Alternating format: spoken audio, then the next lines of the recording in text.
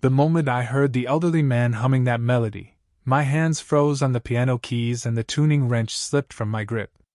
It was the lullaby, the one my mother sang to me every night before she died in that car accident 25 years ago, the one she'd learned in the orphanage where she spent her early childhood, the one I'd never heard another living soul sing or hum in my entire life. Samuel Wright, 92 years old and confined to a wheelchair in this sterile retirement home, looked at me with watery eyes and asked, "Do you know this song?" My throat closed up because I did know it, intimately, and the impossibility of this stranger knowing it too meant something I wasn't ready to face.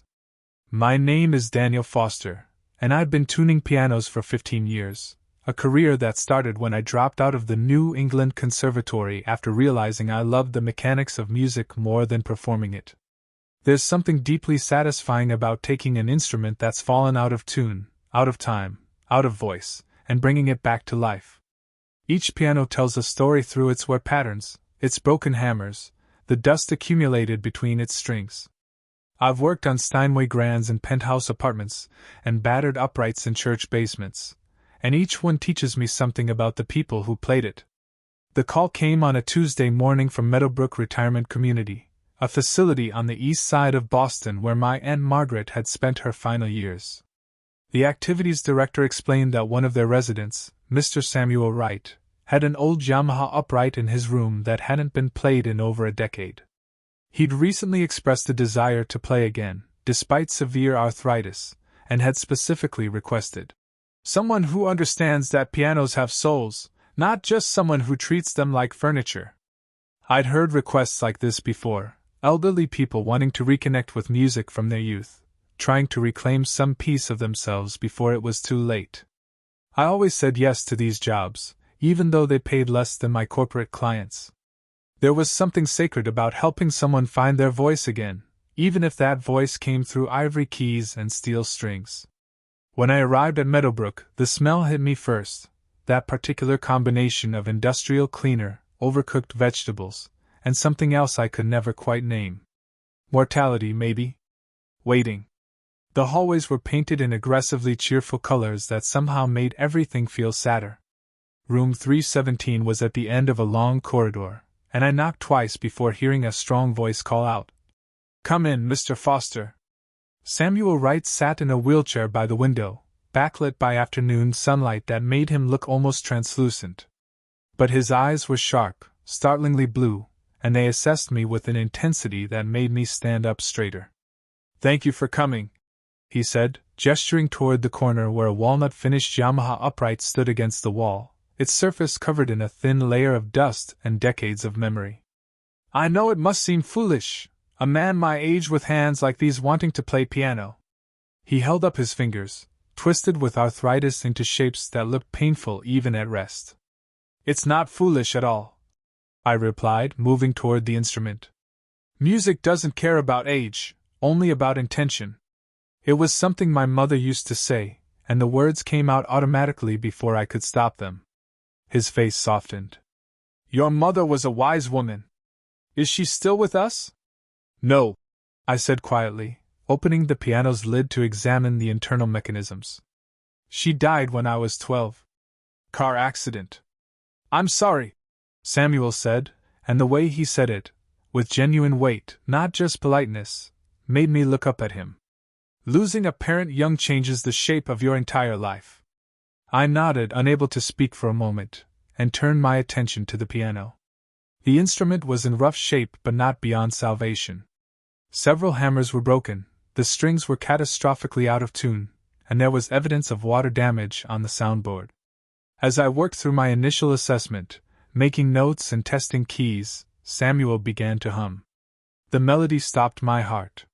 It was soft at first, almost under his breath, but unmistakable, a haunting minor key that shifted unexpectedly to major in the chorus, a lullaby that was both melancholy and hopeful. My mother's song. The one she'd sung to me every single night, the one she told me came from her childhood in the orphanage, the one I'd carried with me like a talisman for 25 years. I'd never heard anyone else sing it, had never found it in any collection of folk songs or lullabies, had started to believe it was something my mother had invented or remembered wrong. Where did you learn that song?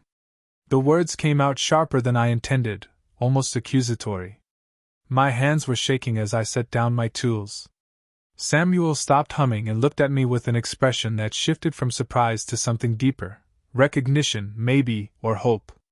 It's a very old melody, he said carefully. My wife used to sing it to our daughter every night. It's been in my family for generations, passed down from my grandmother. He paused, studying my face. Why do you ask? Do you know it?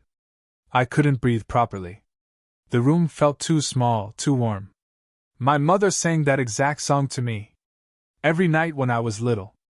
She said she learned it at St. Catherine's Orphanage in Philadelphia, where she lived until she was 5 years old. The words tumbled out faster now. She was adopted but never knew her birth family.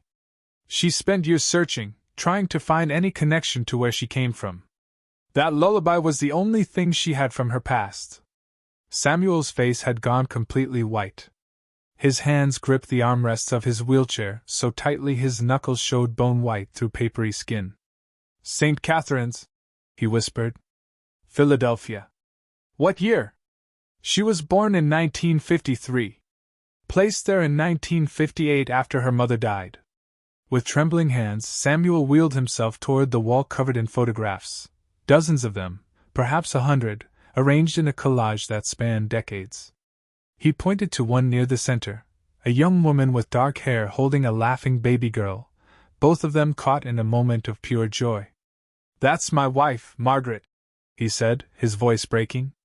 And that's our daughter. Her name was Lily. We called her our little songbird. I moved closer to the photograph, my heart pounding so hard I could hear it in my ears. The woman in the picture had kind eyes and a gentle smile. The baby she held couldn't have been more than a year old, chubby-cheeked and radiantly happy. What happened to them? I asked, though part of me already knew, could feel the shape of the answer forming. Samuel's shoulders sagged as if the weight of the story was physically crushing him. Margaret died of pneumonia in 1958. I was stationed in Germany with the army, couldn't get compassionate leave approved in time. By the time I made it back to Philadelphia, Lily had already been placed in foster care. The system back then. He shook his head bitterly. I tried everything. Hired lawyers I couldn't afford, contacted every agency, filled out forms until my hands cramped. But I was a single man, military service, no stable home. They said she was better off with a proper family. The adoption records were sealed. I never saw my daughter again. My phone was in my hand before I consciously decided to reach for it. With fingers that barely cooperated, I pulled up the photo I always carried, my mother on her wedding day, 28 years old, wearing a simple white dress, her dark hair crowned with baby's breath, her smile luminous with happiness. Is this her? I asked, holding the screen toward Samuel. Is this Lily? He took the phone with shaking hands and stared at the image. Tears spilled down his weathered cheeks, catching in the deep lines of his face. Yes, he breathed. Oh God, yes. That's my daughter. That's my Lily. She has Margaret's eyes. Her smile. He looked up at me, and I saw the exact moment the full realization hit him. You're her son. You're my grandson. She had a wonderful life, I said, and watched relief wash over his face like a wave. She married my father when she was 26. He was a high school teacher, taught history and coached baseball. They were crazy about each other. She worked as a librarian, loved old books and gardening. She had this terrible singing voice. I laughed through my tears. Couldn't carry a tune to save her life, except for that lullaby. That one she sang perfectly. Samuel smiled through his tears, hungry for every detail. Tell me everything. Please. I have 30 years to catch up on. So I did. I told him about the house where I grew up, with its wild garden that my mother refused to tame because she said flowers shouldn't follow rules. About her collection of vintage teacups, each one with a story she'd invented about its previous owners. How she volunteered at the animal shelter every Saturday, and always came home smelling like dog shampoo and happiness. How she'd wanted a big family, but complications during my birth meant I'd be her only child, and how she'd poured all that extra love into me and my father, and every stray creature that crossed her path. She searched for you, I told him, and his face crumpled.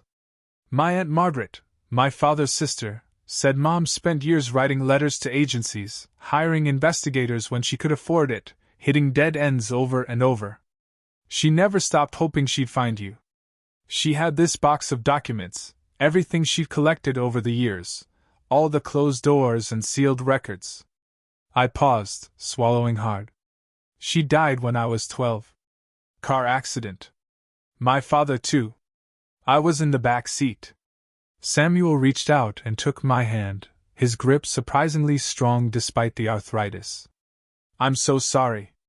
I'm so deeply sorry. If I'd found her, if I'd tried harder. No, I said firmly. You can't think like that. You did everything you could. The system failed both of you, failed all of us. But she had a good life, and she was loved, and she knew how to love. That's what matters. We sat in silence for a while, the weight of lost years hanging between us. Finally, Samuel spoke. I need to tell you about the song, about your grandmother Margaret. She was the kindest person I've ever known, worked as a nurse, sang in the church choir, could make anyone feel seen and valued. That lullaby was special to her because her own mother sang it through the Depression, through the war, through every hard time. She said it was a reminder that beauty survives even in darkness. He wheeled himself back to the piano, running one twisted hand along its dusty surface.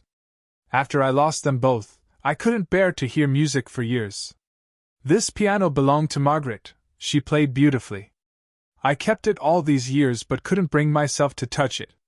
Until last week, when I woke up and realized I'm 92 years old and I've spent too long avoiding the things that hurt.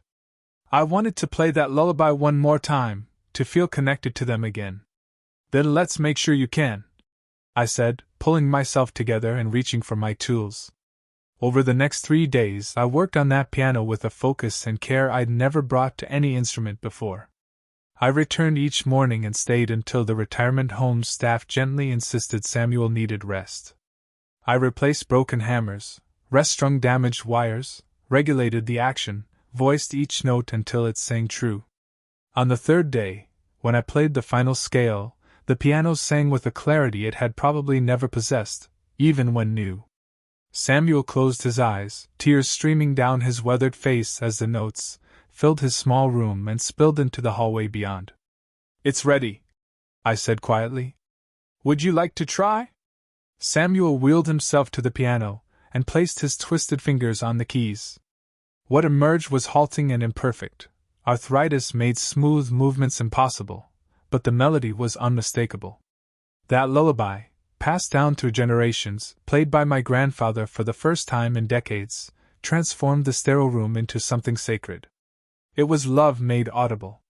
It was a message sent across time to a daughter who would never hear it, and yet somehow, through me, had answered. Thank you, he whispered when he finished, his hands shaking. Thank you for giving me this. But I was the one who should have been grateful. That evening, I told my wife Jennifer everything. The next morning, I returned to Meadowbrook with my entire family, Jennifer, our 7-year-old daughter Emma, and 5-year-old son Jack. These are your great-grandchildren, I told Samuel, and watched his face transform with a joy so pure it hurt to witness. Over the next 6 months, Samuel became the center of our lives. Every weekend we visited, bringing photo albums and home videos of my mother. I recorded hours of his stories about my grandmother Margaret, about his years searching, never giving up hope. My Aunt Margaret, my father's sister who'd raised me, came to meet him, and they spent hours filling in the gaps, sharing memories of the woman they'd both loved. Emma and Jack adored Samuel immediately. Emma would sit on his wheelchair's arm telling him about school and her new piano lessons. Jack would play with his toy cars on the floor, his running commentary making the old man laugh until he cried. They have Lily's spirit, Samuel told me once, watching them. That joy she had? She lives on through them. One Saturday morning, 6 months after we'd found each other,